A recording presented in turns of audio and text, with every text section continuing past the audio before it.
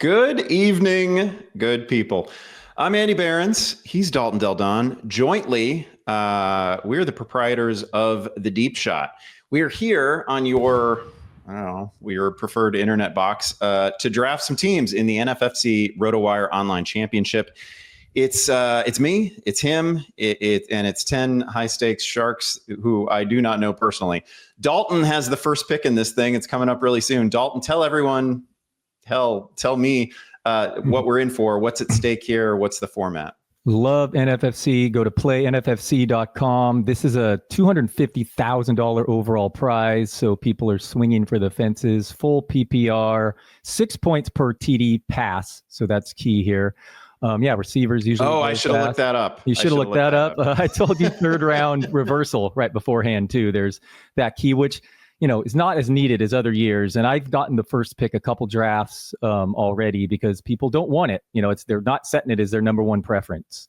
And I can see why, because the third round reversal doesn't help either. But I love the fact that I got the first pick of this draft right after you made a column at the Deep Shot talking about first pick, but it doesn't quite equal it because you were calling, people being broken in life for drafting receiver number one overall in half PPR. And this is, of course, very different. Although, I debated, I want to take Bijan, but I'm probably not going to make anything shocking here with my first pick. Yeah, no, I thought, if we're doing that in standard leagues, in half PPR leagues, it felt to me like an extension of what is a very natural thing to do in full PPR in these high stakes formats and best ball formats too, right? Like where you start out and you want to build a stack around Jamar Chase and Joe Burrow and maybe T. Higgins, right? Like it makes a little bit more sense in a format like this than it would in your home league that is perhaps half PPR, where wide receivers are rarely, in terms of value-based drafting or whatever else, they're rarely the most valuable commodities in the league. Dalton already on the clock, already picking. Jamar Chase already gone. Yeah, I consider Bijan. The McGarry injury is not great. He's a right tackle, which means he's a blind side for Penix. But also, Bijan's splits were just ridiculous with Penix last year. Though I don't mind setting up with a running back in round one either. I considered Bijan actually. So tell me, is this a format where you are going to try to pick up Higgins? You're going to try to pick up Burrow? Or are you going full Bengals? I was going to get to that next. So I should also say I had the 2 pick in another earlier OC, and I got Chase at that. And I think it's been very few where Chase hasn't gone number one. So this is my third share of Chase already, which it's like coming off the Triple Crown. How many receivers repeat? Very few. I like usually going, skating where the puck's going and not just taking last year's stats. But what a monster. His fantasy playoffs too look like they could be 3 shootouts. And yes, that leads me to Higgins is typically going in right around my second pick, and then obviously Burrow at 3 and 4. The last stat I heard, people who drafted Chase, I think 37% of them were stacking with Burrow. So are you getting the edge? I mean, I might, zag while others zig with this. I don't know. We'll see, but probably not actually going to stack. I'm not gonna disrupt it. I'm not gonna blow it up. I don't think I'll let you do it. Right. Yeah. No. Sometimes Burrow doesn't come back. So funny. I was telling Andy that these drafts usually go pretty quick, hour 10, and the third person. Third pick took the full clock, trying to dominate time of possession. Yeah. Exactly. Dalton, I'm on the clock now with the 4th pick, and I've been thinking about this all day. I have routinely been taking Saquon when he falls to me, but this pick is just for you. We're going McCaffrey here. Oh man, how do you feel about that? I love him. I hope he stays healthy. I don't think we get the same version as we saw, in a couple years ago. It hasn't been more than a year since you've scored a touchdown, but no, I love it. I love McCaffrey. Obviously, the Niners were projected the easiest schedule this year. Yeah, they're no Debo. No Ayuk for a while. Where's Jennings? I mean, McCaffrey, Shanahan cannot help himself. He'll give him all the carries. I don't know if you hate the table talk here, but I'm just going to say it. Personally, I think McCaffrey's fantasy value goes up with the Brian Robinson trade, because as much as I like the idea of Guerrero, he can't stay healthy a quarter. So now if you actually do pay up for B-Rob, I mean, I think that's like really a safer route here. And Robinson would be totally a top 15 back if he's starting in that offense. So I actually think he becomes a safer pick with a clear number 2 now.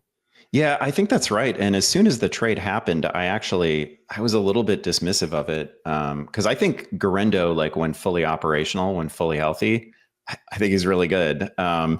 But clearly that is an organization that is now of the opinion that he is not going to stay healthy, and that has been problematic for him, and that they need to, have a plan C, maybe have a different plan B. I don't know what we're calling him. I think Garendo's really good, but I get why they made the move for sure. McCaffrey, it is in the first round, it is pretty unusual for me to like vault a player up, 2, 3, 4 spots in the ranks over time. But I feel like the first time I did my fantasy ranks, he was like early second round for me, and I was a huge skeptic. But man, talk about somebody where just like a perfectly quiet offseason is exactly what we needed, right? Like not a lot of news out there about McCaffrey, and that is like just what the doctor ordered, just like a normal offseason program for him. I'm kind of all in now. He's one of, I don't know, maybe 5 players that I consider seriously for the number 1 overall pick in a format like this. I'm getting more and more of him lately.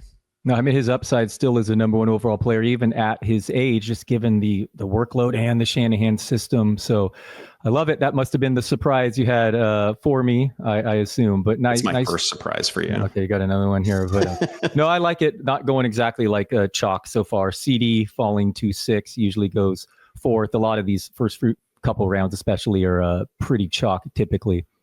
Henry in the first round, man. What do you think of Big Dog? He's so old. In my prediction piece, I'm like, the touchdowns could get there with Lamar last year. At 50% of his red zone passes went for touchdowns. Just imagine when that regresses. And Henry, it took him a while to get used to Baltimore, but the second half, I guess every year's second half for him. But I don't know. Henry could just be an absolute monster. Obviously, he loses some value in the PPR format here. Yeah, I wrote about him today in the boring picks article, and I guess I understand people steering clear of him, but man, he rushed for 1,900 yards last year, Dalton. He scored 18 touchdowns. He's attached to an incredible offense. He averaged career highs in success rate and yards per carry by like a lot. No obvious signs of decline, whatever. And they don't always, it's not like, we see signs of decline at the very tail end of the season, and then we just know that it's going to happen the next year. It is entirely possible that he begins to decline. He's 31.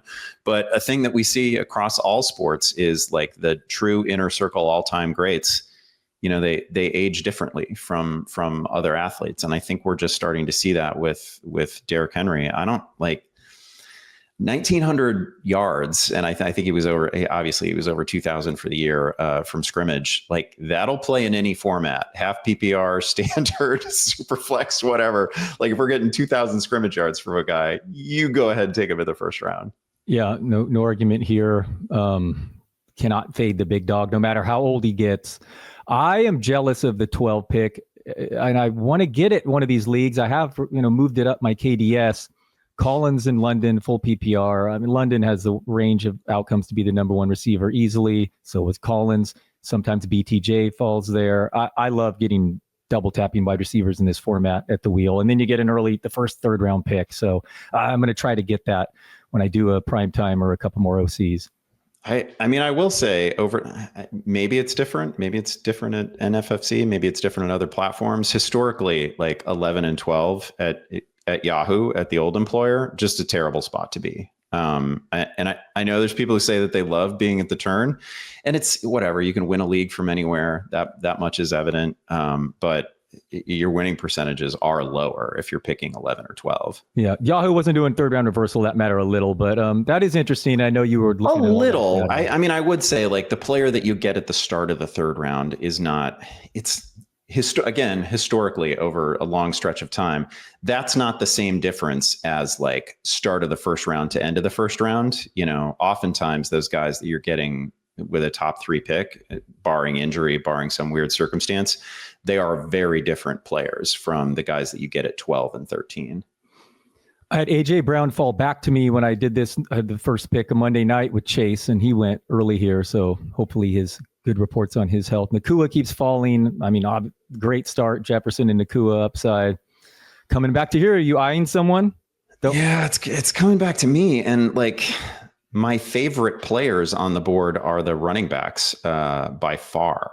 And you know, I already took a running back, but man, I'm generally someone who's thinking, you know, these first 3-4 picks, you just got to get the best players on your board. Not that I would take like, I'm not going to take 3 running backs right away, 4 running backs right away, but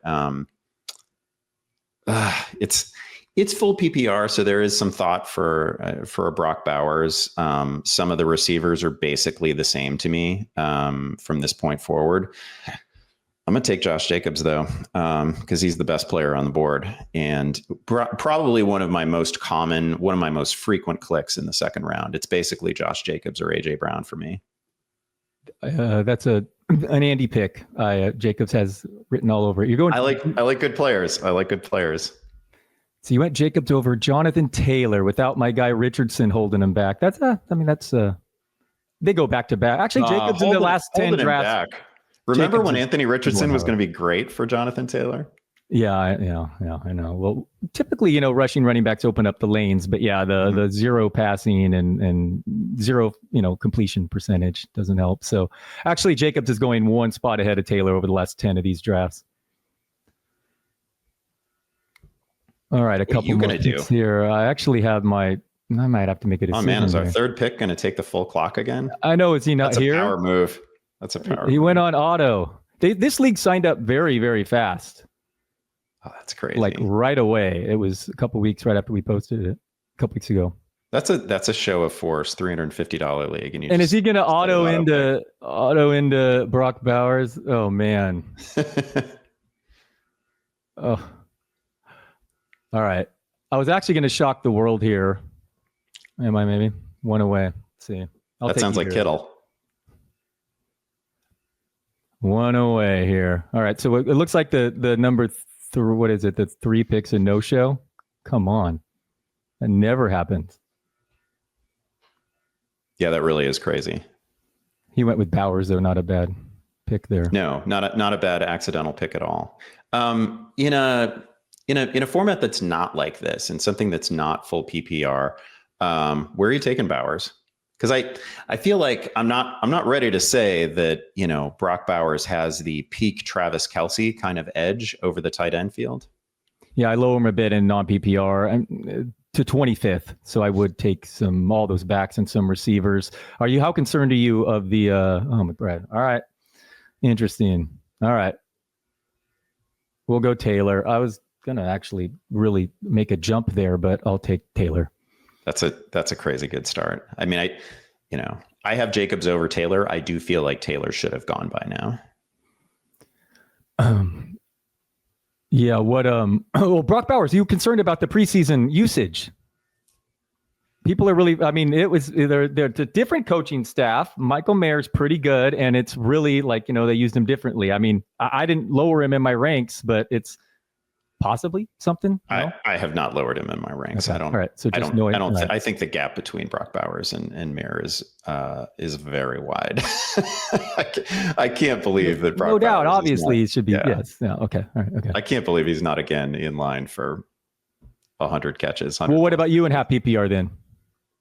I'm perfectly happy to take Trey McBride or George Kittle. And I think it is a solid tier of 3 players. So I'm not, again, peak years of Travis Kelce, peak years of Gronkowski, you could legitimately look at the position and say, this is a tier of 1. And it's such a strong tier of 1 that this happened with Travis Kelce just a handful of years ago. He doubled up almost all of the other tight ends. It was all but like 4 or 5, right? You took it down to like Evan Ingram and he doubled up everyone else. And if you can get that kind of positional edge, and he's also like 100 points ahead of the guy, who's the number 2 tight end. I mean, now you're describing like a first round sort of positional edge. But I'm not there with Bowers. I think he's neck and neck with Trey McBride, and Kittle gets there a slightly different way, but he gets there too. So I think we have 3 guys who can lead the position in scoring. And that, to me, I don't know. I've only gotten Bowers in auctions. I haven't done it in a draft yet because like I've been in a couple auctions where the bidding just stops at 22 or 23, which to me is like a third round price. And I'm fine with that. Like if we're in a draft and I can get Brock Bowers in the third round, I think that's great. But as like a mid second, late second, that's always been too rich for me. Yeah, Kittle, no Devo. He's been one of my favorite fourth round picks this year. A couple guys I want to ask you about. Achane went 13th here. Any worries about the calf? I might be spreading too much FUD with him because he has upside, number one back in PPR. Yeah, I mean, I get it. And I get the appeal certainly in PPR. In half PPR, he's like my 30th overall player. I never get him. I think he's fine. I don't think he belongs. Like I've seen him go in the first round. I just simply don't think he belongs in the first round. I thought the usage last year was weird and it was exciting from a PPR sense, but it's probably not how a team should play. And I'd be a little bit surprised if they just run it back the same way, especially if they have a healthier Tyreek Hill, which of course he's not healthy right now. But it's not the injury so much that gets me. It's, I have size of the player concerns. I think he's a perfect player to use, in complement with another back. They got a guy there that I love in Ollie Gordon. I don't know if he'll actually amount to anything. I'll probably take him later in this thing. But I don't see Achane as somebody who's going to be like a full workload guy or a 90 catch guy. Yeah, I've been fading him. Chase Brown and these OCs throughout all summer was going, third, fourth round, and now he's early second round pick. I get it. I do totally. I get it. Like I was just looking at that because I was wondering why on earth Jonathan Taylor had lasted as long as he did and felt that's brutal. Somebody just took Jackson Smith and Jigba, which that's third round reversal getting me right there, man. It is. That's my your guy. I know. I love him too. I would have not taken Garrett Wilson over T Higgins and JSN. Yeah. That is, I mean, he is my most frequent, I have more shares of JSN than I do, I believe, any other player. Could be a monster. Oh man, now I'm just reeling. Now I'm actually reeling. Do I take a moderately injured Tyreek Hill, and at which point I've got like a total 2021 fantasy roster between Jacobs and McCaffrey and Tyreek? And still, I think I do. I think Tyreek is fundamentally different from anybody else on this board. Man, I have an old team. I got to get young in a hurry. That's upside though. CMC and Tyreek, what? I hope he bounces back and gets healthy. He's like still missing time with the oblique, but if he's right, I mean, he could still young enough, right? What is he, 31? He was, 2 years ago I think Tennessee was the opponent. It was an island game. Might've been a Monday night game. Late in the season, he made it all the way to December comfortably on a 2,000 yard pace. And then the hip drop tackle hit I think it was the Titans. And he obviously wasn't the same after that. Did he miss a game, or did he maybe just sat out like the rest of that game or a lot of that game, and then maybe missed one more and then came back and he just wasn't the same Tyreek. But he was going to clear 2,000 yards. He was our first 2,000 yard receiver, and it just didn't happen. All right, we are back to you. Okay, well, the first guy I almost took as my last pick, just so we're clear. If Taylor had been gone, I was taking this, definitely taking Henderson. I didn't think it'd come. He doesn't come back to the third round, typically. And then should I take Tet or Worthy? Oh man. So once you've actually chosen, let's have a Rashee Rice, Xavier Worthy conversation. Tet or Worthy? I mean, I guess I got to back it up. We'll go Xavier. Yeah. So tell me, you're just like knee-jerk fallout from I think overall the Rashee Rice decision is clarity. It's probably the length of suspension that everybody should have assumed. It's me again. Man. I could really mess you up and take Joe Burrow, but I'm not going to do that. No, I lost Burrow. No, Burrow's gone. Yeah, he's not coming back to you. No, right? no. Yeah, no. Sometimes he doesn't even reach that far. I mean, I could have went Higgins, Higgins-Burrow and just joined the herd, but I don't have that much Jaden Daniels. I'm going Jaden Daniels here. Nice. So number one overall QB easily. Yeah, I've in just a handful of best ball drafts, and it's not like intentional. I am a huge fan. I'm a really big fan. He's got that late buy, which I like as well. And he is certainly a contender for 900 rushing yards, 1,000 rushing yards, QB1 status overall. I mean, it's a crowded field. Like, the quarterback position fantasy wise is just unlike anything we've ever seen at any other point in history, right? I wrote about this when I posted my quarterback ranks. I mean, Lamar has the number 1 and number 4 scoring seasons of all time. Mahomes has the number 2 and 3. Josh Allen has 5 of the top 25. Like, it's just all of the top 25 seasons fantasy wise in the history of the position are basically within the last 10 years. And so it's just rewritten the rules completely on what you should do with quarterbacks and when you should think about taking them. Unquestionably. Cook, very good value there. Can we talk about Henderson? That's 1,560 yards as a 21-year-old on 210 touches. Interest you? Never fumbling in college.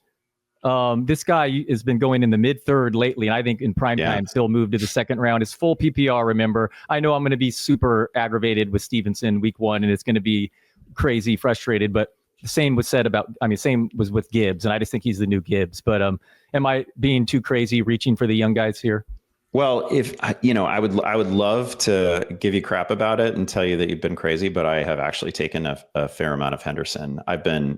You and I have talked about this. Like, I am just burning through the severance package on best ball leagues, all over the place.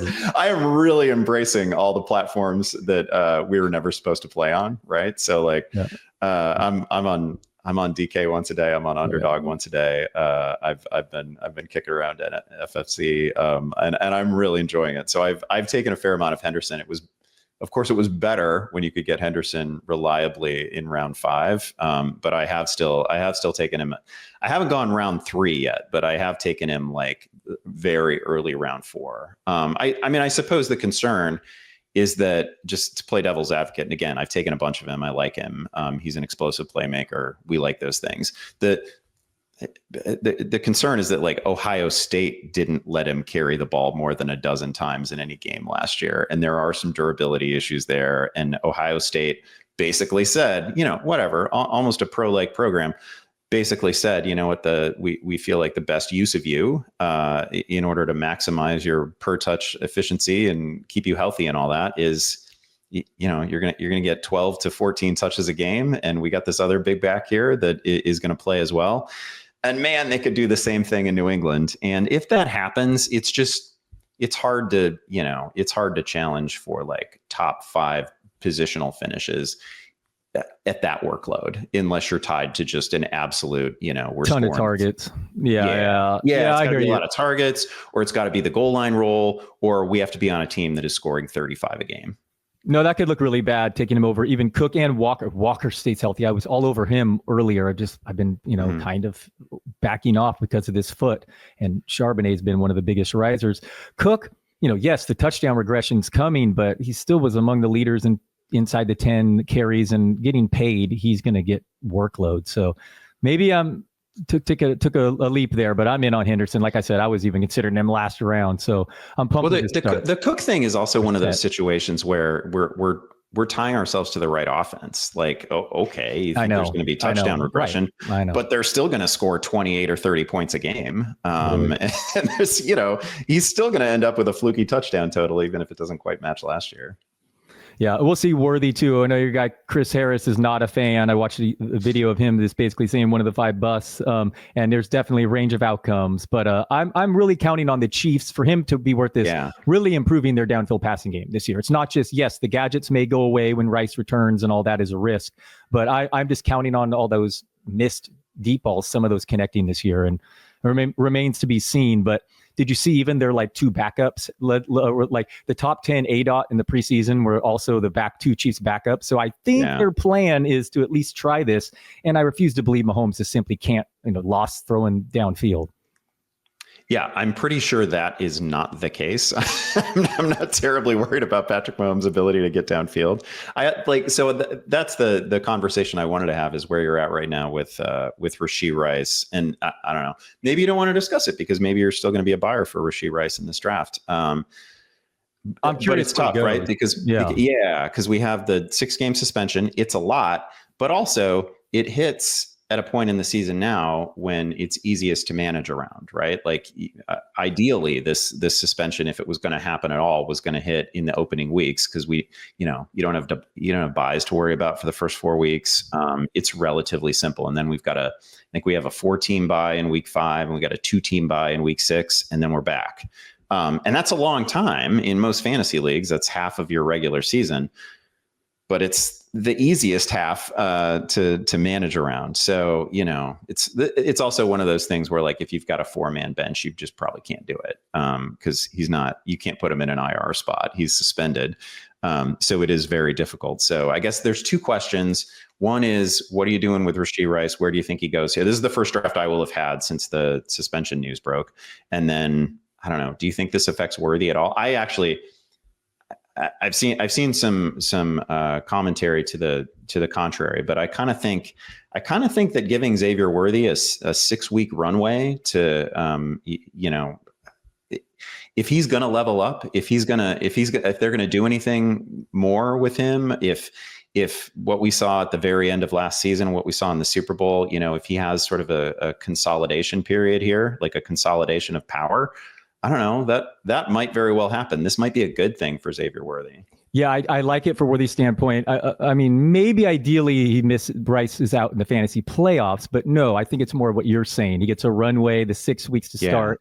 Tougher to change suddenly. Week 7 and 8, they're going to change the game plan for him. So I think all those design targets and stuff are really going to be ingrained by then. So I think it's in 6 games, is not 2 or 4. So yes, it could have been 10, but it's a great stretch for Worthy.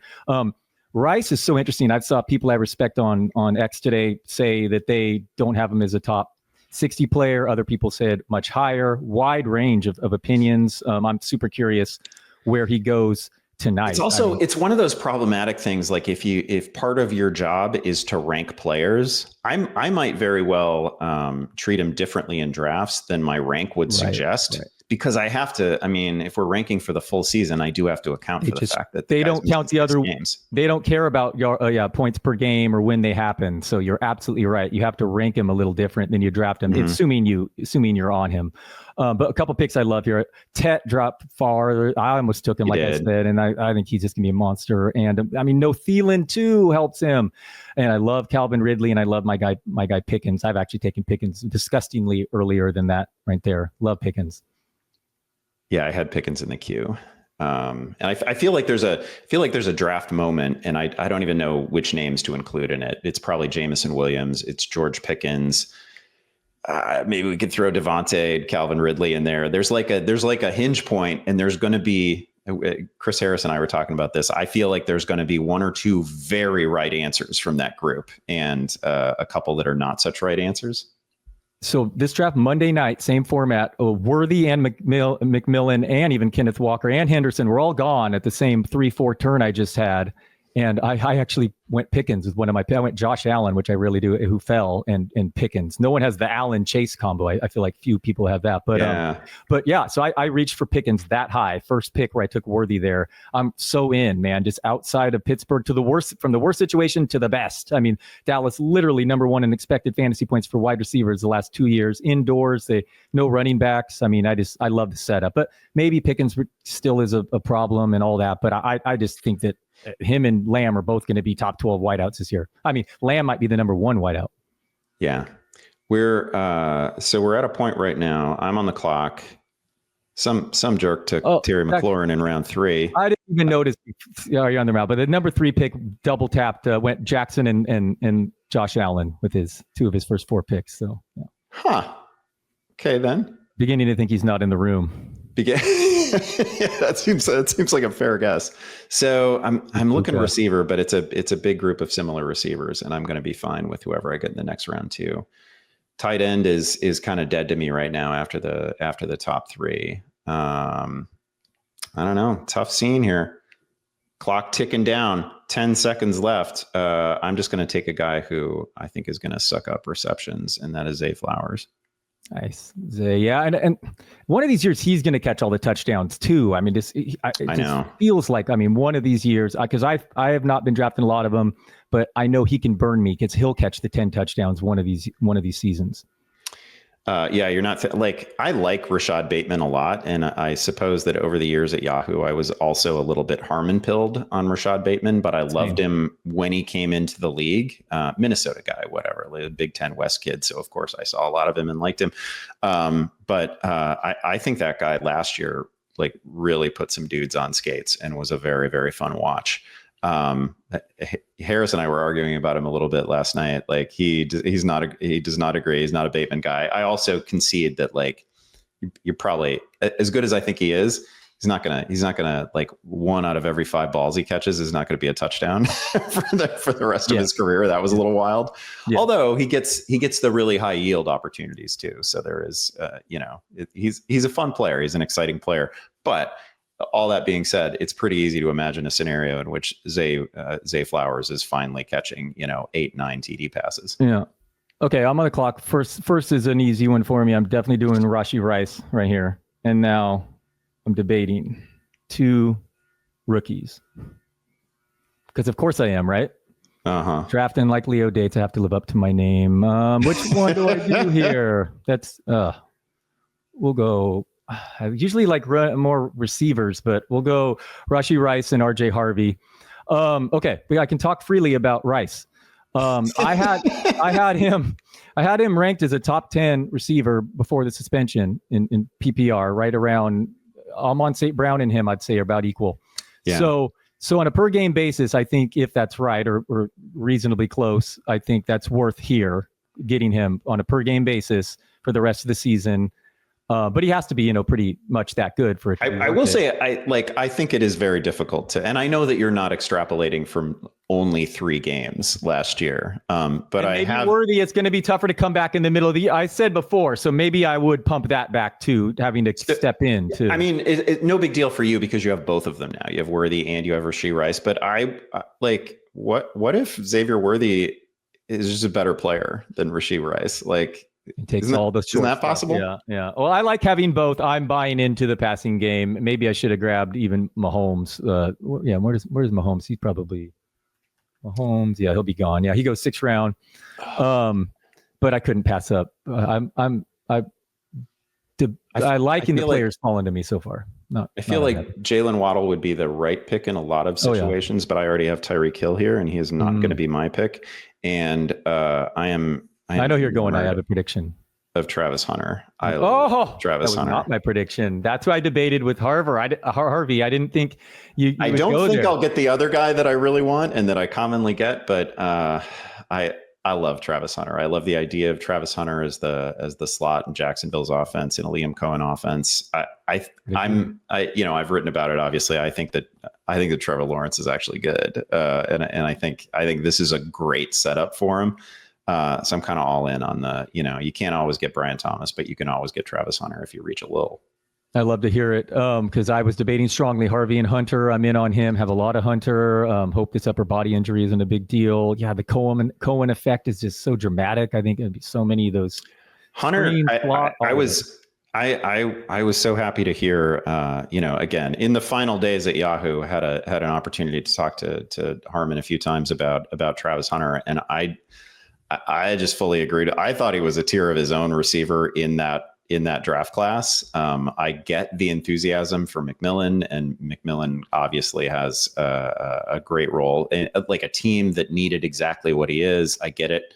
I think Travis Hunter is just a very different player and has one of the best, you just don't see many guys who can both on offense and defense just attack the ball, find the ball, and attack the ball the way he does. I think he's really special, and this could be a very fun first season. Pacheco was my prediction for you. That was not the guy. Oh, well, I've got 2 running backs that I love, and we are in a full PPR setup here, and I don't think it's the best format for Pacheco. Yeah. I do like Pacheco. There's some open questions. You needed a third receiver. It was a good move. Good move. Yeah, and I'm probably taking a receiver again with the next one. Yeah, I might. Yeah, I'm down. Yeah, I only have 3, really 2.5 with Worthy there. But I actually like the Worthy and Rice combo. I'm good with that because hopefully Worthy does even better in the time than Rice is out. Do you have a quarterback on the roster? On what, mine? No, Yeah. I'm going to sit on that for a while. Wait on QB. So you're not, you're not eyeing Mahomes. I don't know if he'll fall to you. Yeah, I mean, with my setup, that would be very tempting, but very unlikely. He usually goes late 6. People believe he is going to bounce back. I do too. There have been other star quarterback. There you go. And he that had a couple like mid years in the middle of their career and then went back to being humongous numbers. And I think we'll see that again. My guy Slick Rick, let's go. Yeah, that was so. Pearsall was the guy that I was considering when I took Travis Hunter, and other than JSN, who has been my steadiest round 3 pick in drafts so far, Pearsall is the guy that I most commonly get, and I'm way out of line with the industry on Pearsall, and I'm just going to live with it if it blows up. I was looking at, just posted overall ranks the other day, and I was looking at I should never go down this rabbit hole. I don't normally like to look at like where I am compared to, I rank really early in the process, so I'm not really going off of expert consensus or anything like that. And I don't like to know where I am because then you start thinking about it. But it does turn out that I am like 26 spots higher than the rest of the industry on Ricky Pearsall. I mean, I think he's a wide receiver too for fantasy. I've got him inside the top 24. I think he's the clear number 1 on that team. I was wowed by him at the end of last season. I thought every time he touched the ball, he might house it. And I don't know why there's even a difference of opinion on him. You must like Travis Hunter even more than me then if you took him over your number 24. I love it. Love the aggressiveness. Yeah. I mean, he was coming off a gunshot wound last year, and Jennings, he might start season on the IR. The opportunity is there. I mean, it's a great situation. I hope Pearsall is the real deal because he could be a monster in that setup. Somebody took Jaylen Warren in round 6, and I commonly get Jaylen Warren in like round 7, round 8. I think he's mispriced this year. I mean, I thought you were a Caleb Johnson guy. Well, that's just the thing. I am a Caleb Johnson guy, and I would have expected to get more Caleb Johnson than anybody, but no part of me thinks that Jaylen Warren is going away, right? Like the story on Caleb Johnson that I'd been telling myself was that, man, what a perfect fit for like a Najee role, what a perfect fit for a complementary role alongside Jaylen Warren. Obviously, the Steelers and with Aaron Rodgers at quarterback are going to want somebody who is, proven in pass protection, somebody that you can check it down to all the time. Like there's a path for Jaylen Warren to catch 70 passes this year. That guy's going to play a lot. At no point did I think that Caleb Johnson was taking snaps away from Jaylen Warren. It was just about, what would he do with 50% of the snaps in that backfield in a system that is just so well suited to what he did at the collegiate level. But I think Jaylen Warren is a lock for a very consistent role and probably for 15 plus touches a game. Agreed. He's a good football player too.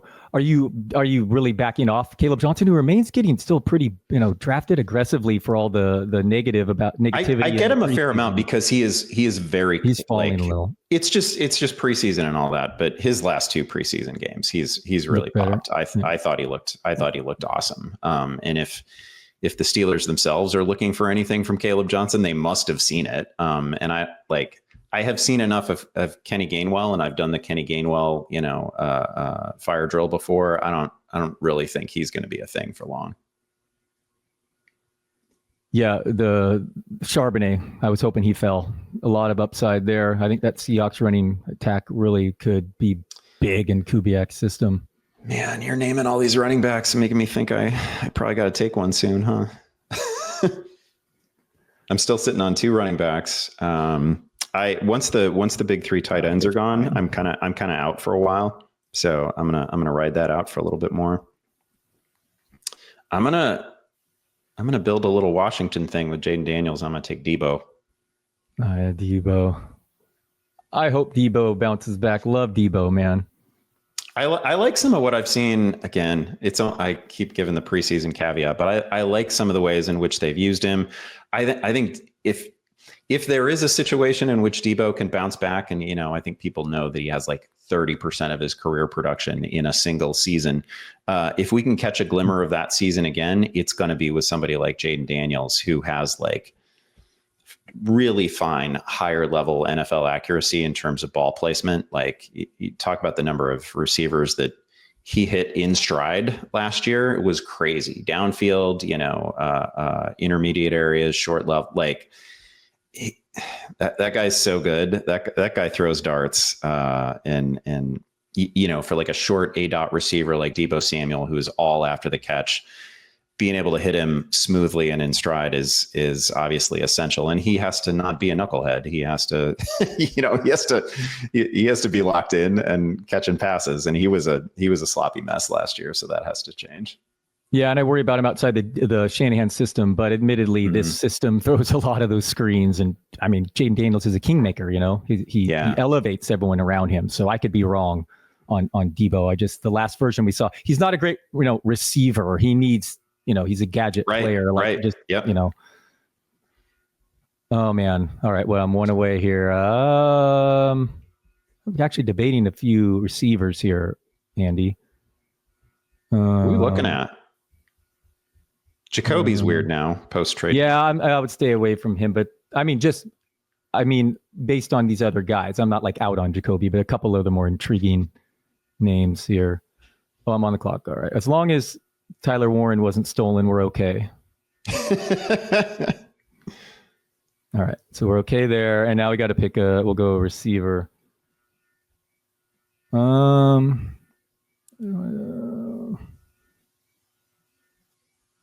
Who is there? Did Olave get it taken? Olave's gone. That's what I thought. All right. I guess this guy has not gone yet. And he just fits my, we'll go. Oh, damn. We'll go 3 straight rookies to join Henderson. Next pick for my team.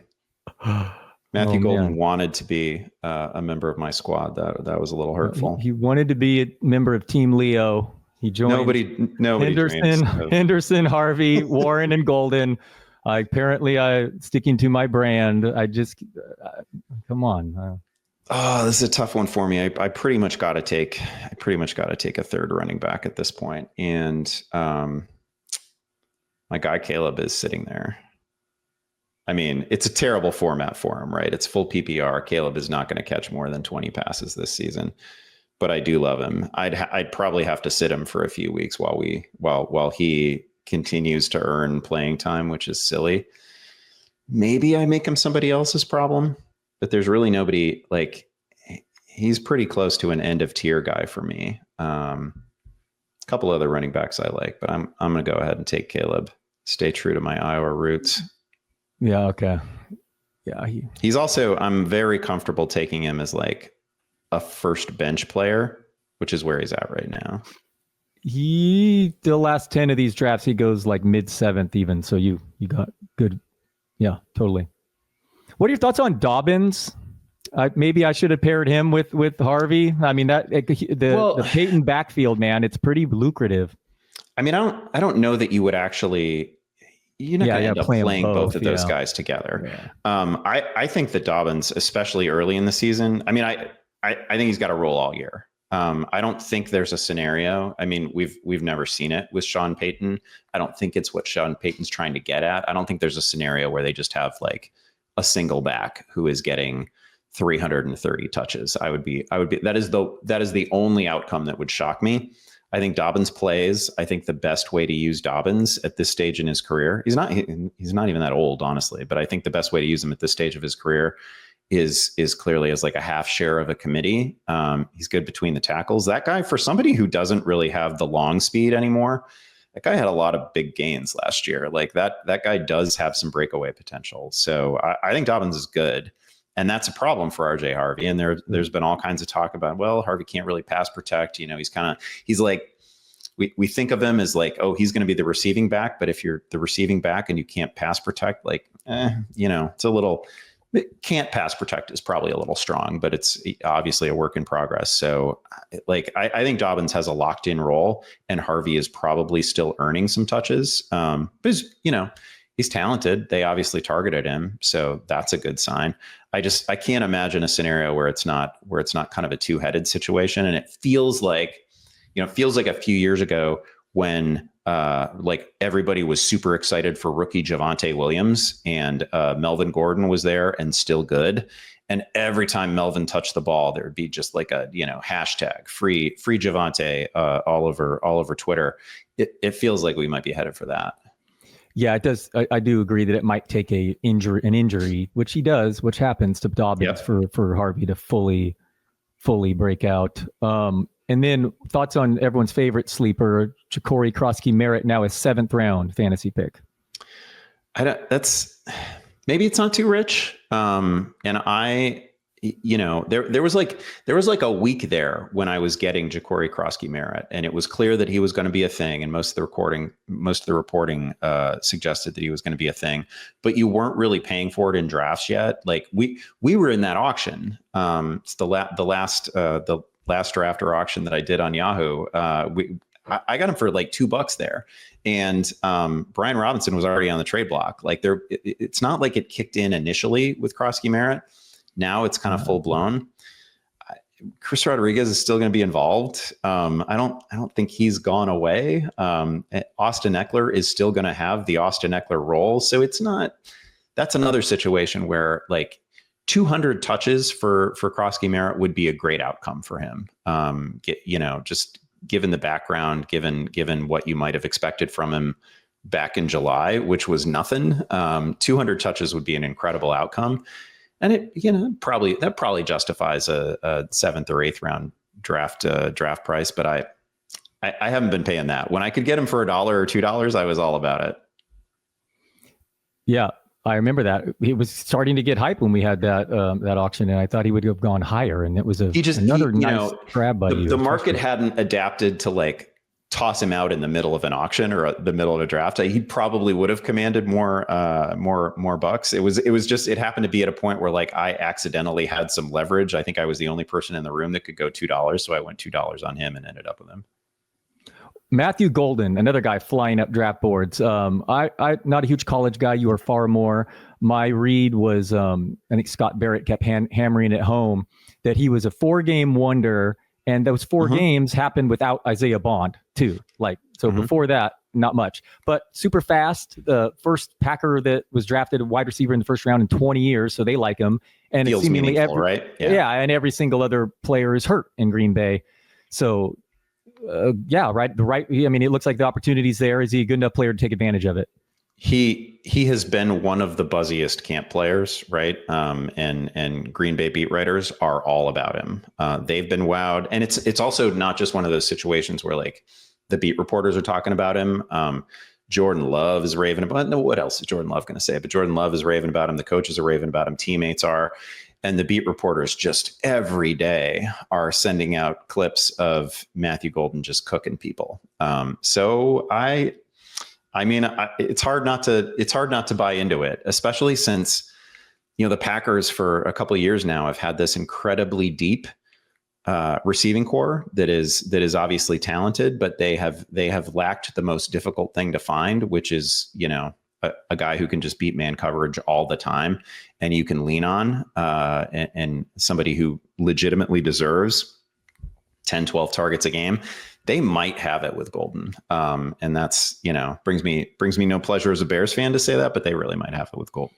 Yeah. I mean, Jaden Reed looks like might not be ready week 1, a bunch of injuries. My guy Wicks, still have some faith in Wicks, but who are you eyeing with your next pick here, Andy? I feel like I can't mess around with Brian Robinson much longer. I have Christian. Dude, I was debating. I'm like, I should tell Andy I'm taking Brian Robinson if you don't. So I'm glad you said that. Please do. Please do. I think you can't it would have been too rough to do to you here. I'm glad you brought it up. Please. It feels wrong to do in like the 9th round to take. No, he wouldn't have come back to you. I'm telling you. I think it's worth. Yeah, at the upside compared to these other backs circumstances. Yeah. No, I think it's the right move. But yeah, same with JSM. I'm with you as far as all these backs in this pocket are, we're all taking stabs on upside, and he suddenly has definitely a lot. But everyone's going to be so frustrated when Chris Rodriguez, Austin Eckler is still there too, by the way. I mean, and that's going to take some patience for sure, JCM. I will say the reporter, I'm blanking on which reporter it was who asked the question of Dan Quinn about like, hey, is Chris Rodriguez going to be used at the goal line? And then everybody ran with it. They did show the clip, like everybody showed the clip as well. But I thought it was a very leading question. I mean, not that it was bad to ask it in the way that he did, but I thought he walked him right up to the point of saying, hey, tell me that you like Chris Rodriguez in goal line situations. Gotcha. Quinn was like, yeah, of course we do. I didn't think it was as definitive as some of the blurbs suggested. All right, I'm on the clock here. Let's see. Do you have a tight end? Tyler Warren. I have a top 5 tight end. Tyler Warren. Yeah, sure. Rookie. Yeah. I guess I'm just going to join the Colts too. I got my guy Josh Downs. Bo Nix lasted a while there. That would have been interesting there at the 10th there. And then a bunch of different upside running backs, and you just get to pick which one you want, and it's tough. Man.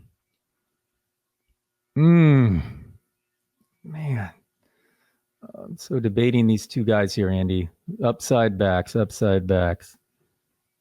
I'm going to go Jaden Blue because he's a rookie, probably. I don't have very many names in my queue, but Jaden Blue is in my queue. Really? There's another guy that goes higher typically. I probably should have taken. Man. All right. We kept with the rookie. We got another rookie and Old Man Downs. It's really disappointing. So you have 2 Colts receivers. So you're just all in on Daniel Jones. Do you know that what they averaged? So they averaged 16 pass attempts per game with Anthony Richardson.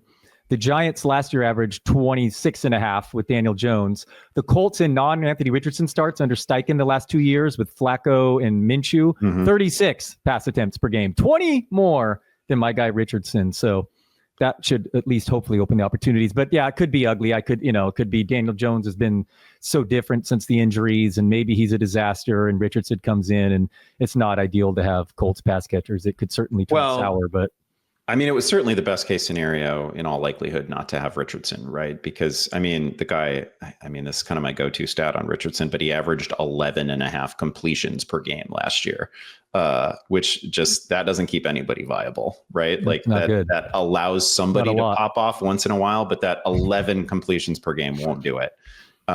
So that, like, I don't think anybody could have survived that fantasy wise. I do think this is the best case scenario for Warren. Whatever. Back when we were, covering pre-draft stuff for Yahoo, my dream scenario for Warren was that he would go to Denver. Didn't happen. They instead acquire Evan Ingram. Fine player. But man, I loved the idea of Tyler Warren under Sean Payton in what if they took an actual receiver and did Taysom Hill stuff with him? I was so excited for that because Warren at Penn State obviously threw the ball, he ran the ball, he a wonderful receiver. That just would have been the dream for me. I'm warming to the idea of him with the Colts, but I'm definitely not. I'm not as all in as the rest of the community. I just took Colston Loveland, who he's free. Like, everybody's all in on Tyler Warren. The guy in probably the better situation is free. And he was the 10th overall pick in the draft. And beat reporters can't stop talking about Colston Loveland. So we'll see. Yeah, maybe better situation, more burden, and your guy, Olamide, how do you say him? Olamide Zaccheaus. I mean, he's not my guy. He's the Bears guy. Okay. Like, it's a weird situation. And Komet. I don't know. It does seem like a lot, but and I love that pick there. Love that pick there. Yeah. Loveland at the 10, waiting on tight end. You can, it's no argument here. I think Burden's a really funny player to rate because I love him and he's looked good in preseason. It's just all come with the Tyson Bagent crew and Olamide Zaccheaus is another one of those guys that the beat reporters talk about constantly and the coaches love. And Caleb's like, yeah, that's my guy.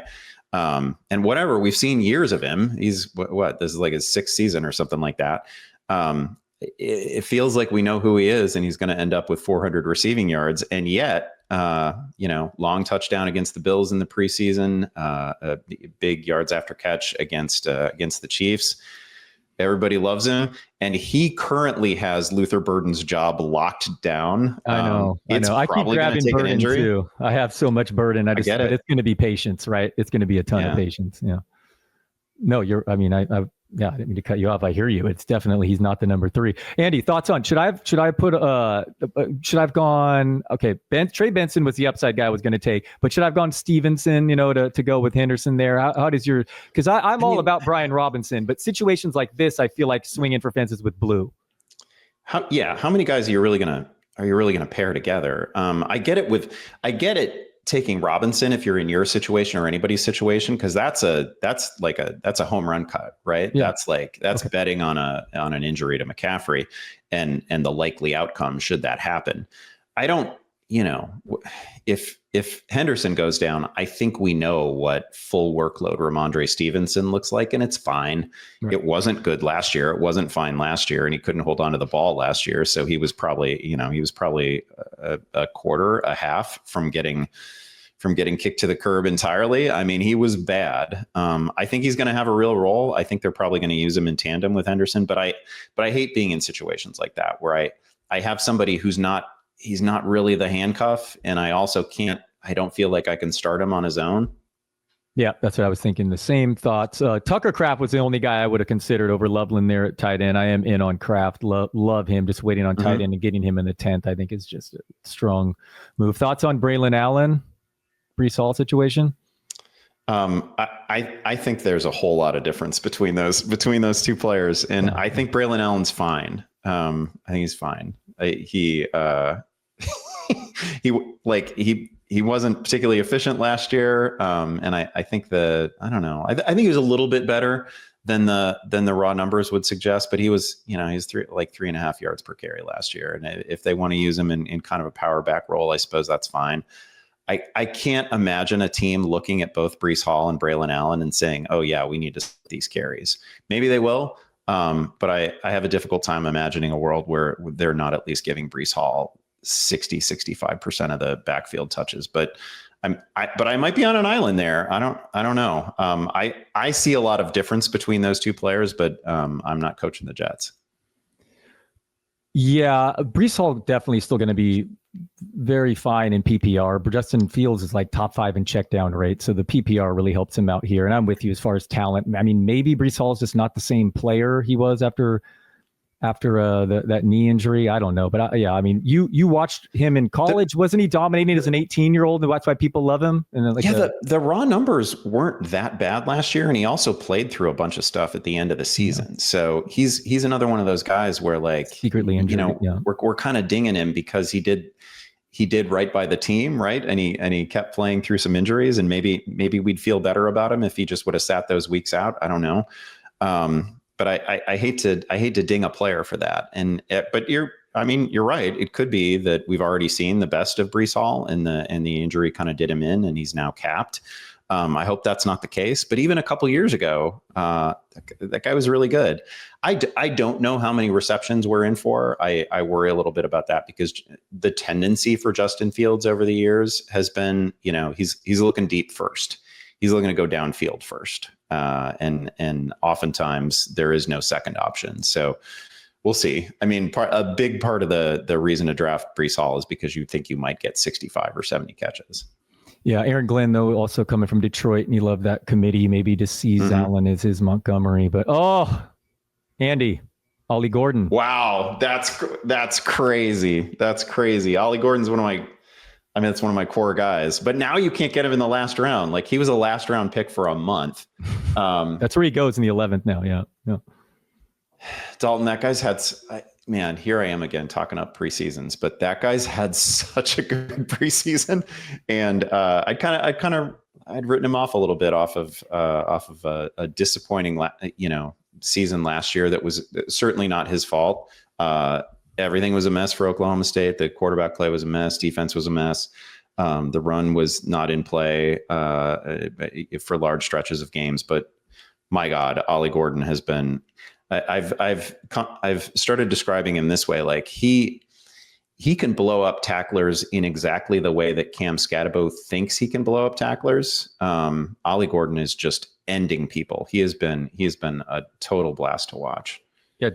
Doak Walker winner, which I guess is like only ballers win that ago. Basically. Yep. So like, it's nothing but like the best running backs of of this generation, basically. Right. And Jalen Wright was not good last year, injured, and Von Achane, you look at his injury risk on draft charts, it's like it goes, oh, how dare you steal BCB from me?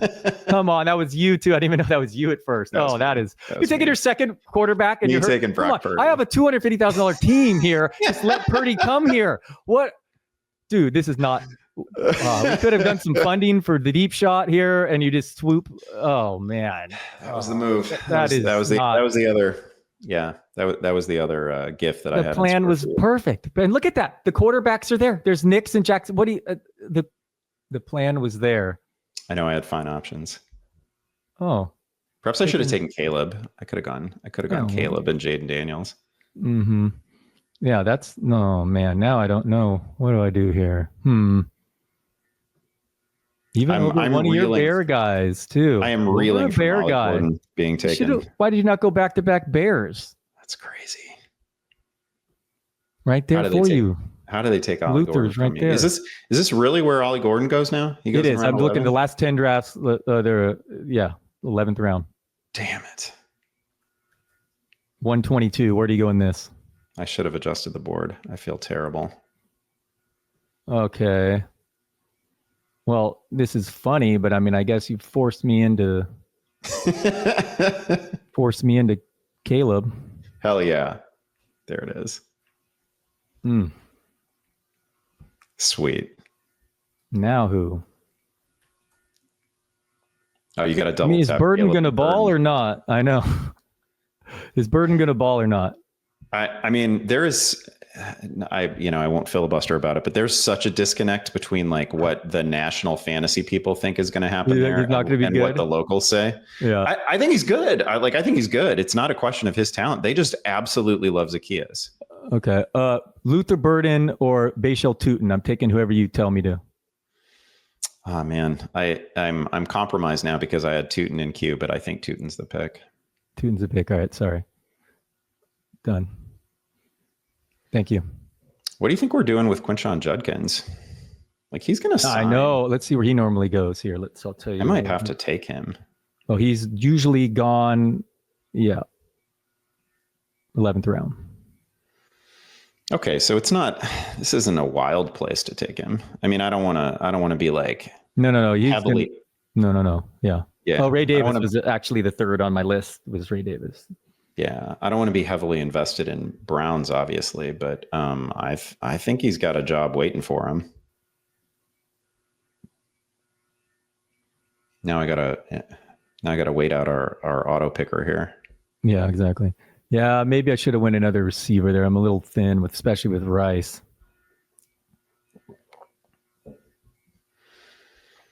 Can I get a beverage check, Dalton? What are we drinking? Just water over here. How about yourself? Oh, okay. You're being responsible. Yeah. No. What about yourself? I don't know. I was thinking I've got a live stream and I no longer work for Yahoo. I can absolutely. The hell I want. You should be. You should be. Yeah, I'm going to take Judkins here. I might not have any Judkins, which is wild because I'm probably at 50 or 60 drafts right now after all the best ball nonsense that I've been engaging in, but this might be my first Judkins or like second or third Judkins. But this is pretty late for a guy who I am almost certain is going to be playing for that team in a featured role in the second half of the season. He's a monster. I mean, if he signs tomorrow, his price is like 7th round. Oh yeah, he was going way early. Oh yeah, for sure. This one. Okay, I keep collecting backup running backs now. I've got to seriously think about receiver. Yeah, I know. I'm thinking maybe I should have went Burden there because of my with the situation with Rice. But love these upside backs. I'm liking my team. Just it would have been perfect if Purdy was there. It really would have. Let me take a look at Team Dalton right now, since I don't pick for a little bit here. Caleb, Caleb at the top, man. What are we Jonathan Taylor, Travion, Jamar Chase, heard of him. Worthy and Rice, Tyler Warren, America's sleeper tight end. Golden in the 8th. It's weird that Tyler Warren didn't go to Iowa, honestly. Yeah, he does look Harvey. So this is an extraordinarily young team. So this is three out of 4 on the bench are rookies. 1, 2, 3 in the starting lineup 6 are rookies. Yeah. We also, anybody who's not a rookie is like a second-year player. It's impressive. It is full commitment to the bit. It's not a bit. These are just good players. You keep falling. You guys keep overlooking. I can't help it. Let's actually talk through. So you cited, was it Ian Harditz? Who did the work to look at where over the last 10 years, aging curves, production. Where different players are peaking, different positions are peaking. 23-24 for a quarterback seems really young to me. Talk me through it. that one you're fine if you want to criticize that, and you're saying it's skewed based on these superstar talent that came in the league. That's fine. I'm more so concerned with running backs and wide receivers, so I wouldn't even like push back on you that I'm fine drafting old quarterbacks, so I'm fine with that. My argument back to you is I don't care about that part. I'm definitely about the running backs and the receivers part, and the tight ends historically is opposite. It takes aging, but that has changed dramatically lately, and I'm hoping that it does again, and banking on it here with Tyler Warren. But I hear you with the quarterbacks. And conversely, the quarterbacks hilariously had the peak. They also had they jumped to doing really well late because of Brady's monster years when he was old. So yes, you're going to get skewed over these outliers for sure. And I hear you, Lamar, Jaden. We've had a couple outliers enter the league recently. Yeah, the fact that Lamar, like in his first year as a full-time starter, like set the record for per game scoring, and we're not that deep into his career yet either. There's just been so many massive seasons so soon that I thought it was probably tilted by that. So are you entirely out on Saquon? No, not at all. I think Saquon could beat me. He's awesome. I debate back and forth him and McCaffrey. I personally just end up drafting McCaffrey or Neighbors, and I don't have a lot of him, but I'm aware that he's in a great situation. And I mean, what if he was tackled at the 1 yard line 11 times last season. So, I mean, what if he gets some more short touchdowns, and he's awesome and the best offensive line in football. 482 touches, and I'm scared also. Should I find the argument about, backs who touch the ball over 400 times? Should I find it more compelling than I do? I do not find it compelling at all. Like I get it, but basically the idea, of course, is that you're doomed if you touch the ball over 400 times in a season, like regular season plus postseason. And there are plenty of cases, certainly, where guys have had extraordinary years and they come back and they do not have the same level of. But to me, that's just that's the nature of a career year. If you have one of the all-time NFL seasons, no, those don't come around every year. You're probably going to regress from that. But what does Saquon Barkley regress to? He's in the same damn situation that he was last year. He's running behind the same line, and he's healthy right now. I guess it's an argument that I don't hear doctors making. I don't hear medical people making it. I hear fantasy analysts making it, and I don't know. I don't find it very convincing. Like I said, I'm not going out of my way fading Barkley. He could beat me. I do think 482 is different than 400, and playing into the Super Bowl and all that is more difficult. But at the same time, he could sprain his ankle and it have nothing to do with his workload last year too. Barkley's awesome. The best offensive line. Again, I'm not here to tell you not to draft Saquon Barkley. I mean, he's so fun to watch too. And those breakaway runs, I mean, a threat to score at any spot on the field. I mean, it was very eye-opening to realize how to not overlook at those underlying advanced running back stats that showed he was done on the Giants. It looked like independent of the team. It looked like he couldn't break tackles and all this. Then you put him in the system, and he looked 10 years younger. So definitely take those with a grain of salt. Or realize that those stats are very team dependent, and take context with it. I know it was a different generation, but I will just say that Eric Dickerson broke the single season rushing record, and Dickerson's rushing record still stands. He broke it after a season in which he touched the ball 482 times between the playoffs and regular season. Wow. Burden lasted that long, almost all the way back to you. Oh, this was going in the 13th round. Well, good. This was a killer round for me. I thought I was going to get either Burden or Rashad Bateman or Rashid Shaheed, and they are all gone. And I needed to back up wide receiver, so that is a little bit distressing. Rashad Bateman is also one of my, we talked about him earlier, but Rashad Bateman is one of my most frequent clicks. I get him all the time, and I often get him ahead of Shaheed, which I am aware is not consensus, but man, there is a difference between those two offenses. I'm taking Romeo Doubs there, which is just a cry for help. I'm probably never going to play him. Dobbs could be underrated if Golden doesn't live up to the hype, and he's just the number one by default there, though. I do think Dobbs is a good player, and Dobbs has also had a good camp. Had a little injury that he's come through. We got Jaden Reed hurt right now. I mean, I think that's Dobbs and Golden, and I of course would rather have Golden. I don't think those two are close, and the buzz around Golden has been so consistent. But Dobbs is a good player, and I don't know. In an ideal world, I'll only ever have to start him in a bye. Yeah, I picked the wrong league to wait on QBs apparently with. Trevor Lawrence already being gone, and I mean, I was a jerk and took a second QB. Bryce Young usually goes in the 17th round, and he just went in the 13th. But I will take JJ McCarthy, and there are definitely a lot of running back upside guys, but I need a receiver. So I mean, I don't think he's coming back to me. Maybe this is a wasted pick and silly, and it fits the theme, but that's not why I'm doing it. I don't think he'll come back, and I need a receiver. So we'll just go with. We'll go with the Tesla.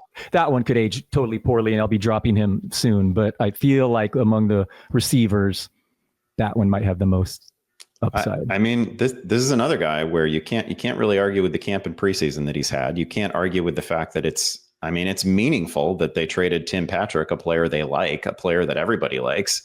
There's still Jameson Williams and St. Brown and can Goff throw downfield. But yeah, this guy, tell me, Mr. College guy, Andy, what's his deal? Like, he didn't play?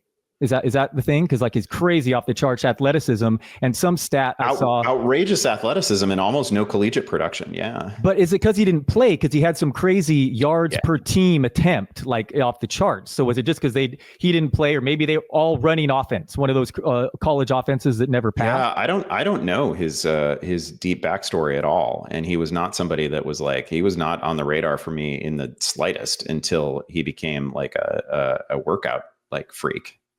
Yeah, I think I forget who I think Pat Kerrane was saying it, that he might have been one of those guys that all the people that follow the draft never even got around to his tape, but the NFL did. So they were just like caught off guard, and because he was no production, But the tape actually apparently kind of matched his athleticism. So we'll see. I got to add another rookie. Well, welcome aboard another rookie, and McCarthy, first year starter. So is Caleb Williams going to be good at football this year, Andy? I love the way the summer has gone for the Bears. And, you and I have talked before about what I really think Caleb's problems were last year. I think somebody got in his head about never putting the ball at risk, and it led to a lot of really ugly throws. I think he was entirely out of sync with Rome Odunze, and it was often Odunze's fault. So I think a lot of that blame fell onto Caleb. And then of course he also was skittish in the pocket sometimes and had a bad offensive line, right? Like people always say it's either one or the other. I think it was both last year. I think the line was really bad and they allowed a lot of unblocked sacks. And I think he tried to extend every damn play. But one thing that has shown up in preseason games so far is a real willingness to just dirt the ball when a play is blown up and throw the ball away. And he was not doing that enough last year. So that's been a good sign. It was up and down at the start of camp, but man, if you're a Bears fan and you're reading all the beat reporters every day and their assessments, it was a lot cleaner by the end of camp. And I think that showed up in the preseason too. So I think he's a good quarterback. Like that Heisman season really happened. Like he really was that good as a college player. And I think Ben Johnson has been, I was just talking to, I was on a podcast earlier today talking about this a little bit. Like Ben Johnson's not going to be like this in a couple years, but like this training camp, he just says what's on his mind. And if he's telling you when he's irritated with the way the first string played, he's telling you who he's happy with and who he's unhappy with. And I think probably next summer, the summer after, we're just going to get the same NFL head coach that we get everywhere else, which is, oh, we got to get everybody more touches and everybody looks great. And we're really happy with the progress of blah, blah, blah. But man, Ben Johnson has been like unusually candid. And it's been, but I think that's also affected the way that people were viewing Caleb early on, because Ben Johnson was just being critical when it was fair to be critical. But I think the latter stages of camp went really well. And I think there's real legitimate optimism about how that offense is going to look. And like, things have been great with Odunze. Loveland was popping every day in camp. Again, no matter who's playing the slot, I think we're going to like what's in the slot. So they got weapons, that's for sure. Do you think Ben Johnson was addressing DJ Moore with his comments earlier about Moore's behavior last year? Yeah, indirectly.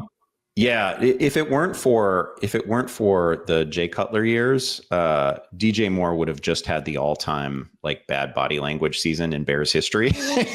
Like it was evident when he was irritated last year. It was a rough watch. And yeah, I mean, I think Ben Johnson will call out almost anybody pretty publicly. I do still think that DJ Moore is a very good player and is the best receiver on the team for all the hype around everybody else. Like DJ Moore is far and away the most accomplished player, and I don't see any reason to think that he's washed. I have zero DJ Moore. He has zero. But the problem is they have a lot of other really talented guys. So like DJ Moore could still be that good, and Rome Odunze just commands a bunch more targets. And Colston Loveland is probably going to be one of the great downfield receiving threats at tight end in the league.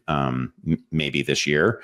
I think that guy's really good. Like he's a case of a player where like, a couple of years ago when I was trying to watch some JJ McCarthy tape, Loveland is the guy who popped. Like I think McCarthy's fine. I think McCarthy's a good player, but Loveland was the wow player for me, like watching more Michigan.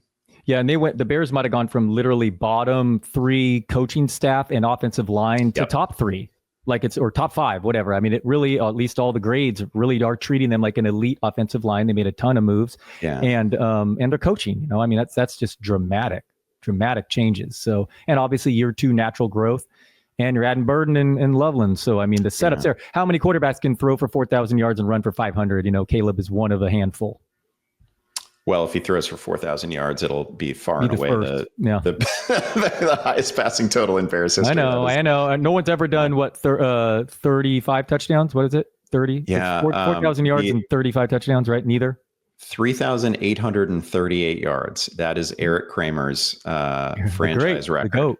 Yeah. For a franchise that has existed for over 100 years. It is absolutely insane. That is crazy. And how much do you think that has to do with surroundings, the weather? I mean, not much. I think it mostly has to do with the fact that Jay Cutler didn't stay healthy over full seasons when he should have done it.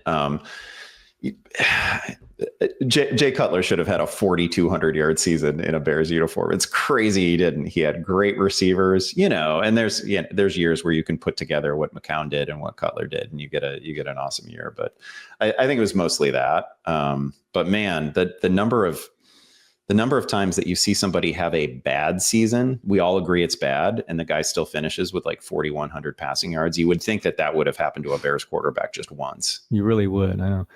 The great Jay Cutler has to spend some time in jail. News in the pokey. Yeah, I know. Love that guy. I was mistaken for him at an airport day after the Pro Bowl, after I got married. Still tell that story. Yeah, the guy, because he had just played Cutler, and I was at the airport the day after the Pro Bowl, because that's as one was to do on their honeymoon after getting married. And a kid all nervous came up behind me and asked for my autograph, and I didn't know what was happening first. So I said, and then I realized later I should have just said, "Yeah, I'm him," and signed it, because he's over there on the phone talking to his friend, pointing. So he just thinks that Cutler was a dick to him, but yeah. Which, I mean, to be fair, he probably Cutler would have been had it been the actual Jay Cutler. So you gave him the most real experience he could have had. No doubt. But yeah, I always rooted for Cutler. Thought he was going to be a monster on Denver. I always overdrafted Cutler. I just prevented you from getting another Colt. I took 80 Mitchell. Oh, you did prevent me. Okay, the deep sleeper. I love it. Opening up if that guy ever gets an opportunity, he's going to be a monster. He's a little bit blocked right now. He is pretty firmly blocked. So I don't know that an opportunity is coming his way, but Oh, he's been one of those camp stories. Yeah, for sure. Man, couple upside guys here on this team. Are there any rookies available? There can't be very many rookies left, right? Surely you've taken them all.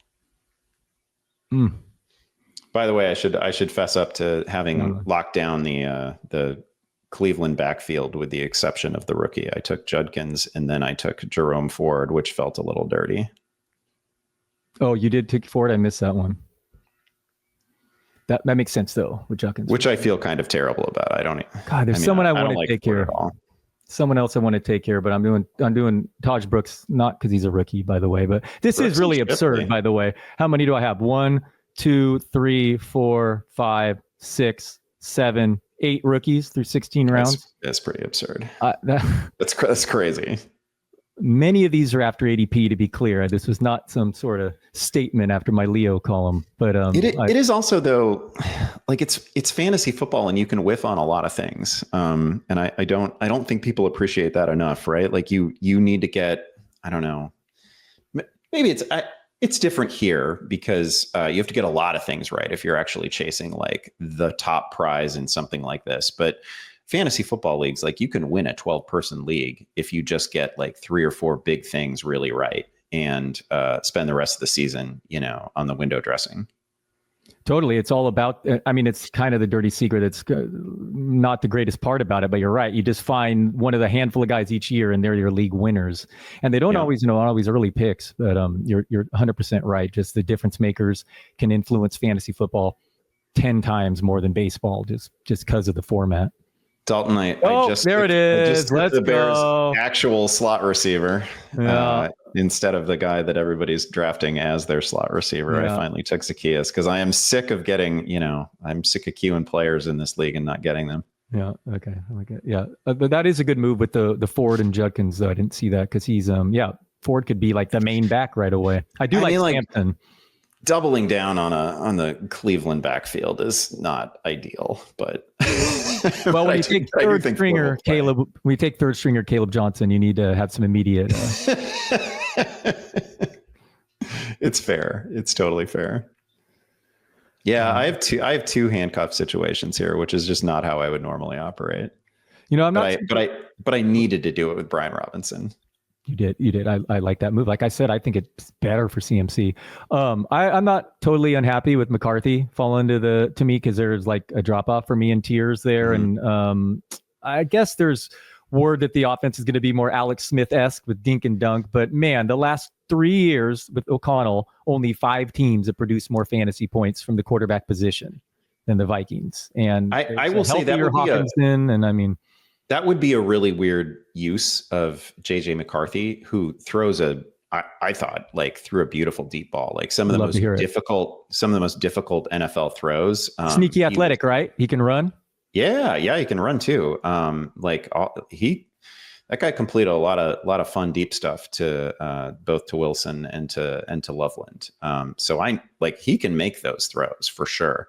And you can't really argue, especially when Addison comes back. You just can't argue with the receiving core. It's filthy. Totally. Yeah, and O'Connell, man, maybe the top 3 coach. The system, it's so good. So I was happy with that. In case your guy Caleb flops, which I have a strong concern. No, zero chance. No chance. In the fishbowl, when it was early July, I drafted Caleb over my guy Purdy, and I told you at the time I did it, and I've regretted it ever since. And then tonight, here we are, and I don't know that I would really regret it. I only took Purdy here because I was in a draft with you. Okay. I would. I'm often just take, joking. Caleb has even more upside. Caleb. I took Caleb and Drake May in the fishbowl, and I have not. I don't know. I'm not regretting it yet. It was one of those things where I do feel pretty confident. That's a weird format. We don't have to talk through fishbowl, but you have the opportunity to take a couple of quarterbacks, and I feel like you should. But I wasn't able to land one of the top 4 guys, one of the real dual threat guys. So I took a couple down the line in Williams and May, who I thought, if anybody emerges as one of those super effective, 500 yard, 600 yard rushers, it's going to be one of those guys or both. Yep.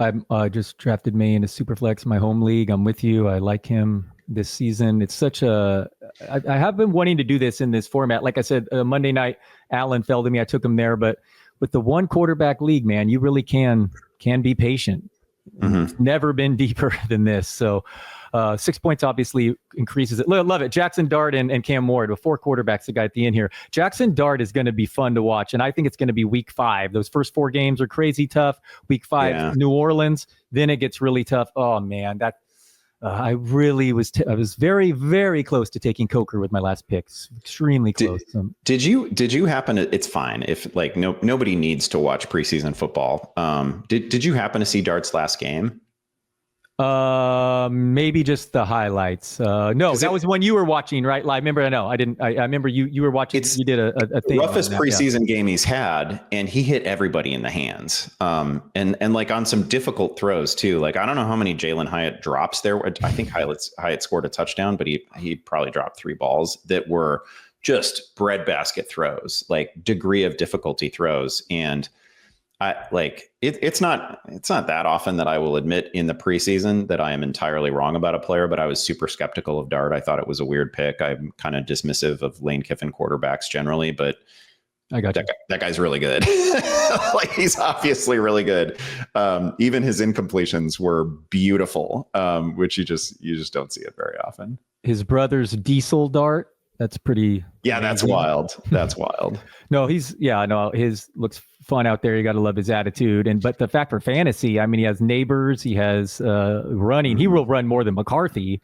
And he's like a super flex target for sure. But apparently he's going in even in NFFC leagues in round.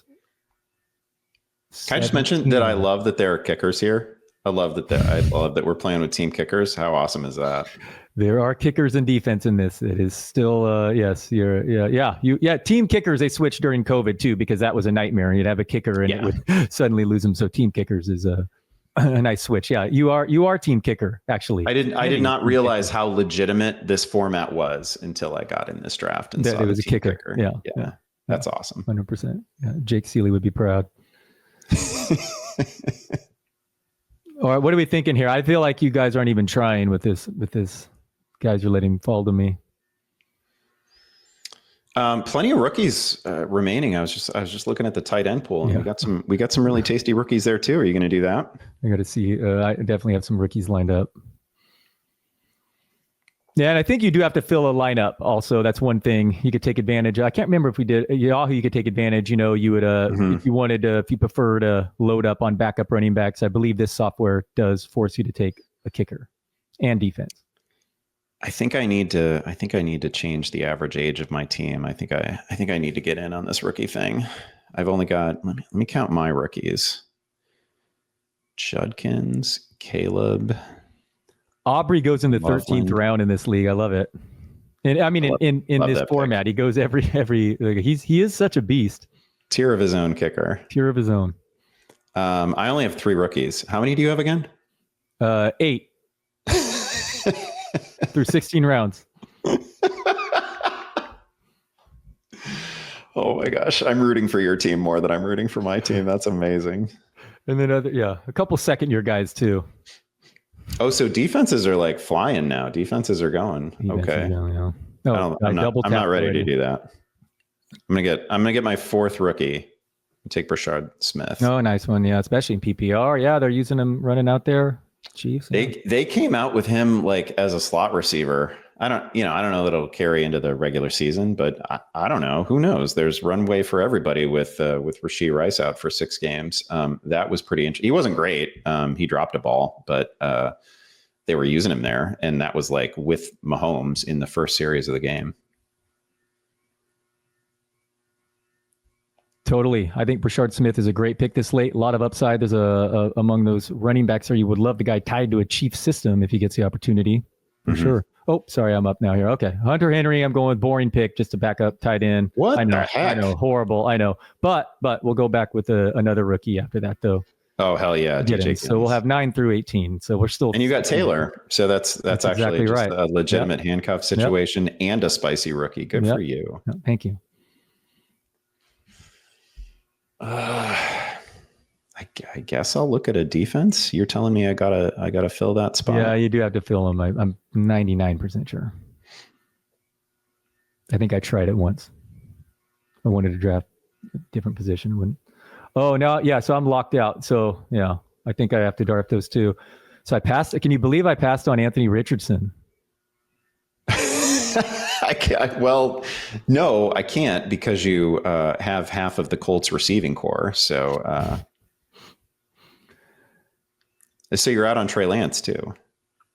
Back, if the league were deep enough, I would draft these guys. Believe me. I have a Trey Lance painting sitting in my garage, just ready to get broken out once he becomes QB1 again. These draft boards, by the way, are beautiful. It's great. NFFC draft board is gorgeous.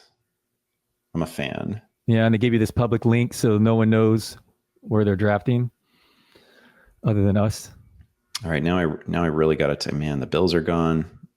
Maybe I waited an inappropriate amount of time on a defense.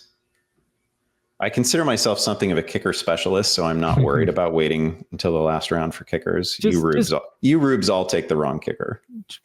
Draft Jake Moody and log out. That's a t-shirt. If the Deep Shot ever gets around to selling t-shirts, that might be our first. Did you see, he missed an extra point the other night and the Levi Stadium was booing him on the next try. They're ready to just get rid of him bad. He's funny, and there are other kickers like this who are just absolute nails on, like, you give him a 55-yarder, great. You give him a layup, and it's a wild ride. Totally. He was money in college supposedly, but he got the yips last year. The hope was it was. Yeah. The hope was it was the injury, but yeah, this preseason some more shakiness. But I can't wait to see you have up. Oh, you actually might. I actually have a kicker sleeper that you might take. The kicker and defense I draft in all these that no one else drafts. You have a kicker sleeper. Okay. Mm-hmm. I've taken a defense. I took the Bills defense. Okay. I have a kicker I love. I'd be going off my board just a little bit, but I do have a kicker I love. Fun draft, good times. A little longer than I warned you, but some people took their time, but that's fine. They were intimidated by your pick. Yeah, couple auto pickers in here. Do we just have one? Did we just no, have one but he came and went. He didn't auto the whole time, I don't think. Maybe he did. Yeah, maybe just one auto picker, but his team, you will see it with the Lamar Jackson, Josh Allen, through 4 rounds. That's not it's unconventional. I assume you can't trade here too, right? No trading. Yeah. Right. Yeah, the 250K overall be a fun thing to follow throughout the year. And we'll post this on the Deep Shot. Tell me what your mix of best ball leagues is to redraft leagues and high stakes. It's not enough best ball. We had our whole life upended and everything and change and stuff. I'm gonna go crazy best ball bro next year. And and yeah, I'm really a big player in this NFFC though. I'm in a lot of these OCs and I'll do prime times and I love this format. And I'm not just saying that because we're doing this. I've been playing with them for years. No, you've been doing this for a really long time. Even when it was a little bit forbidden at Yahoo, you were like, wow. Yeah, unclear if they even wanted me to exactly, but I'd still go live events and stuff. It's fun. It's always been a great time there, but definitely going to get into best ball next summer, so I can draft a bunch of teams. And DraftKings, I'm very into DFS this year. I'm happy to talk about it and write about it, and I will be playing that every week. Definitely, I'm super into that. I love testing that every week. One of the craziest things about jumping into best ball in a fairly substantial way for me is I haven't cared about bye weeks in fantasy in forever. And it's always a mantra. You gotta think about it a little bit, right? Like you can't have everybody off in week. You can't have a whole week where you're where you're basically taking a knee. So you got to think about it a little bit. And Underdog only has 18 roster spots, so it's not that easy to manage it. You've got a couple more roster spots to play with at DK, but is a little tough. Anyway, yeah. I am enjoying this a lot, and I'm gonna dive into more of these. I I was actually funny you say that because I never worry about buys, and I thought to myself after I drafted McCarthy and Caleb, I'm like, oh, they're the same division. I wonder if they're the same buy. Not that I wouldn't have drafted them, but I looked and they don't have the same buy, but they could have with the same division. But you're right. As a non-best ball, you don't worry about that, or you shouldn't worry about that. You should never think about it. You shouldn't give it a second thought. You're going to make all kinds of transactions during the season. You can't make long-term. You can't even really make short-term plans in the NFL. So nobody should care about it. But if you're setting a best ball lineup, you kind of got to care about it. All right. Some sack swooped me. My sleeper kicker who does not get drafted he's not drafted in these ADP, the last 10 is the Loop. Am I saying his name wrong? Yeah. Loop's like a top 6-8 kicker for me. Yeah, that looks good. I mean, that's obviously that's been a rich job for a long time. Yeah. So we have some absolute shark in this room. Kyle Monangai just taken. He's a weird one to me. Like, I'm open to the idea of DeAndre Swift losing a job. I feel like the team likes, but maybe doesn't love Monangai. I don't know. He's small and slow, and it's hard to make a living as a small, slow player in an NFL backfield. We'll see. I was wondering about him too, because there could be opportunity, even if it's just goal line. Roshan Johnson's been they haven't been hearing about him all preseason. It's unclear. Ryan Poles just implied that he might be returning to practice really soon, which would be great because he is the clear goal line guy and was functioning as such in practices for a while. If he gets back, I think he takes the goal line role back almost immediately. Okay, it's me, and I'm taking the Vikings team kicker. That's Will Reichard. Yep, I like him too. That kid was crazy good in college. I have one more spot left, and I have a rookie on my mind. I have young players on my mind. Oh, that's even more frustrating. Loop's got to be a rookie, right? Obviously, he's a rookie. Oh, that is. Oh, hell yeah, yeah. Is there another rookie kicker? There's not, right? That I would have given you credit for that. That's irritating. It would have been the whole draft, half the draft. The Patriots have a rookie kicker, right? Yeah, I don't know if I can go there. Oh, I'm up. Oops. Okay. Who's a good kicker, Andy? Let me look at the team kicker board. Washington, Pittsburgh. Tampa's a great situation. Jacksonville has Cam Little, who just kicked a 70-yarder in preseason, which was wild to see. Yeah, he did. And Jacksonville's going to score too. Okay, I'll take them. And then my sleeper defense are the Hawks. Yeah. They do get my Niners week 1, but at home, and the Niners are injured in their offensive line. But then a real few soft spots after that. I believe they have the Cardinals week 3, and I think they're going to be a top 5 defense. McDonald year 2, I think they're going to be legit. But let's take a little flyer here on Jalen Royals. It's going to be my last pick. Tyquan Thornton has got a little competition there now. No, Royals could be that would have fit my team with Rice and Worthy and a rookie. Nicely done, but I had to take. I already filled my spots up. I like Royals. He's an interesting prospect, right? Like, he's a guy who could have gone earlier, and definitely a guy to have in dynasty. Like, he could be huge if he develops as one of their main guys down the road. Okay, before we get out of here, give me an overview of the team, other than being literally your team is 50% rookies, which is crazy. I'm very happy with this team, honestly. I thought I was going to reach for Henderson in round 2, and I got him in round 3. I love Worthy and Rice combo. Round 2? You were thinking Henderson is in round 2. I wasn't joking with you. I said I was going to take him at that spot if Taylor wasn't there. He goes mid-3rd in most of these drafts these days.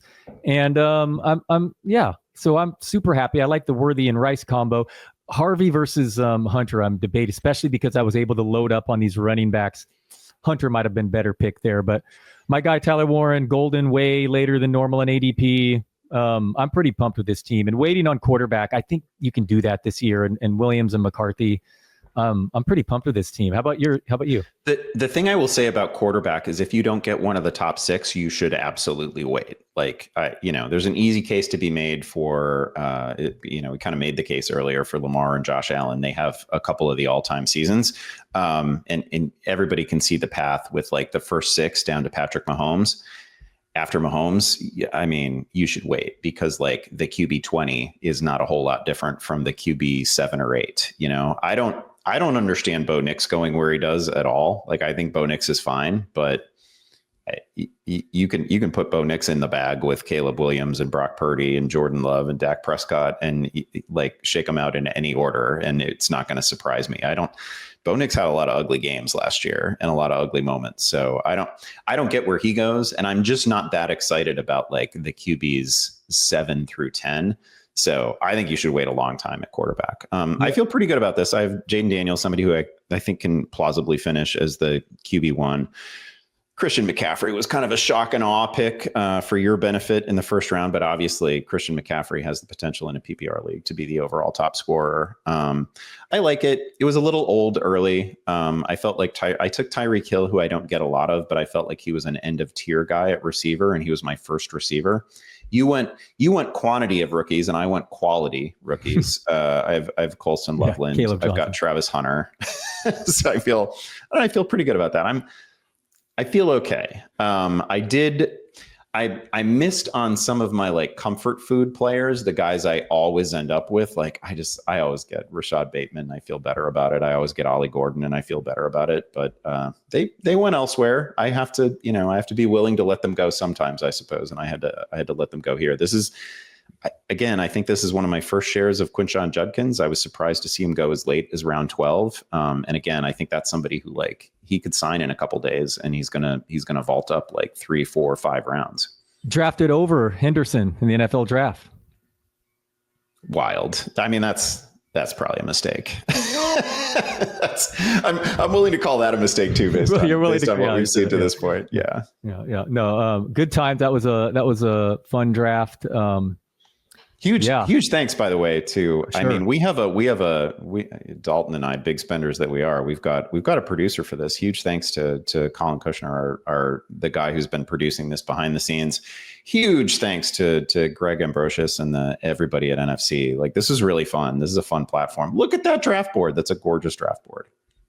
Yeah, I mean, that was good times. I hope we do this again. Definitely. If we run out of time this year, but next year, this will be a staple, man. I love this. This was fun.